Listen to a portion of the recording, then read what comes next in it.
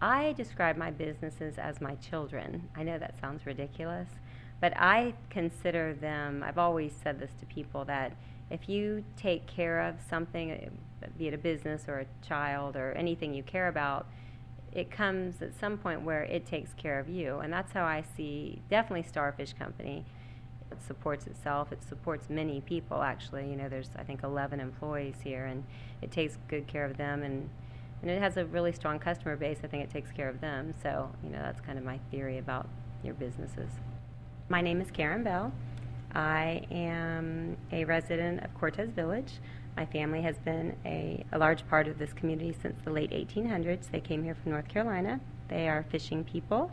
I'm fortunate enough today to be able to work in this industry.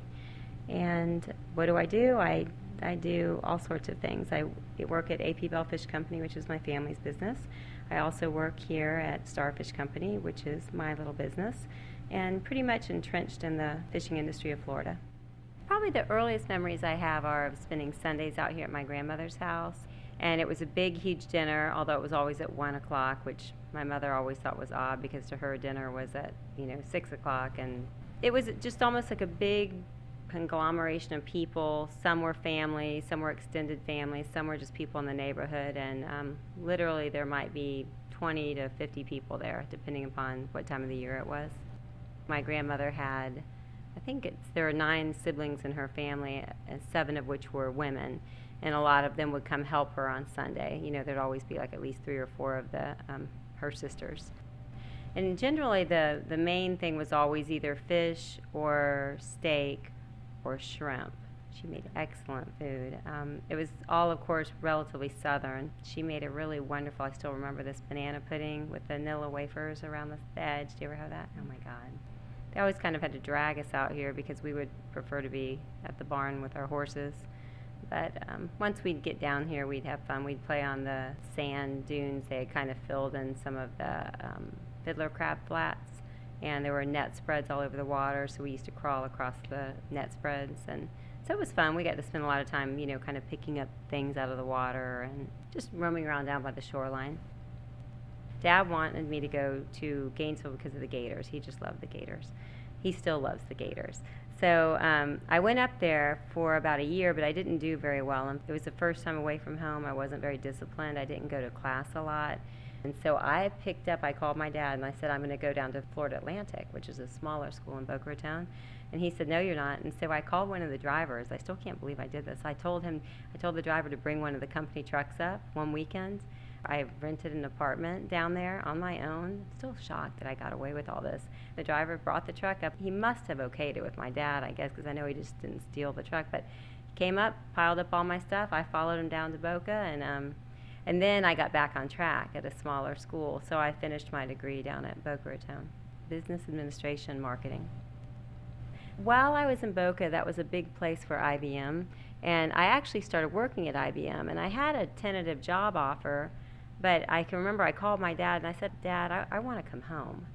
I told him I wanted to work at the dock, and he just was thinking I was nuts because he said that the fishing industry, there were so many things impacting it negatively, and he felt in the 80s there were state regulations, federal regulations, just image issues, and he wanted to see me, I think, more in a 9-to-5 type job. But I told him I miss this coast. I don't know if you've ever been to the East Coast. It's beautiful and it's nice, but this is home to me, and I missed this area and the people in my family. And he was like, well, if that's what you want to do. So I came home. But I remember sometime close to the beginning, he told me 5 things that were just really important, kind of like his golden rules, and I don't even know if I can remember them all offhand. Always pay for your fish promptly. Give good weights, never take advantage of the fishermen. Things like keep your money as much as you can locally. If you're going to buy goods and services, try as hard as you can to keep it within your community. See that it's doing what you think is the proper thing for it. I can't remember, there's another one I was thinking about the other day, and now it slipped my mind. I ought to write them down and frame them or something because they're classic things. That's why I think he's as respected as he is. I think he's a real fair, and he's a very honest man and very principled. So I'm lucky to have him as a guide. I always say to someone who's never come here that it's almost like stepping back in time as you drive into the village, because initially the houses look different. They're all little tiny cottages.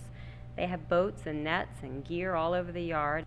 And then if you get out and you start talking to people, they're relatively friendly and they're happy to talk to you about what it is that they do, because that's a big important thing. We want people to understand why we're here, what we're doing.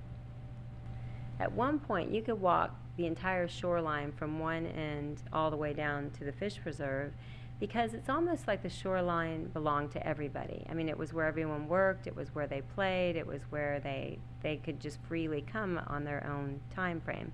Somebody put a fence up on one of the yards, somebody bought one of the houses. When that fence went up, it was really weird, because all of a sudden, you know, be walking and then you're stopped.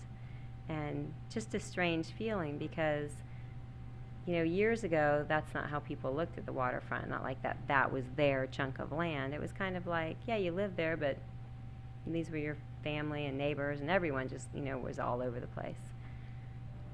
I've been all over the world, traveled pretty extensively, and I always want to come back here. I mean, there's something about the physical location, just the beauty of this place, I think the simplicity of it, and the bay, Sarasota Bay on this end is just gorgeous. I mean, last night I stopped, I went over to the edge of the dock and I watched the sunset. I mean, it was beautiful. Just this, it turned really red, and then it kind of, as it sunk into the horizon, it turned this pinky orange that cast this beautiful color.